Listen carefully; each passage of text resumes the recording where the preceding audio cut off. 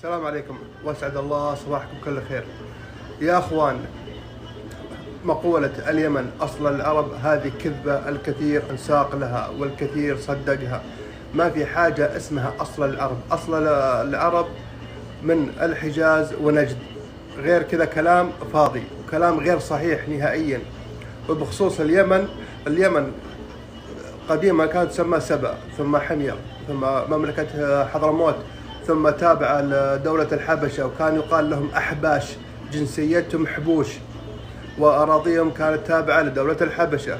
من بعدها توالت عليهم الاحتلالات والاستعمار وغيرها، جاء الاستعمار البريطاني، وفي العهد الحديث أطلق عليها اسم دولة اليمن، وكانت في السابق اسمها الأرض السعيدة أو العربية السعيدة. ما كان في حاجة اسمها اليمن إلا من عشرات السنين، غير كذا ما في حاجة اسمها اليمن. في اليمن ما كانت دولة نهائيا من آلاف السنين، منذ القدم، من عرف البشر الكرة الأرضية وانتشروا فيها. ما كان في حاجة اسمها دولة اليمن ولا شعب اليمن ولا اليمنيين.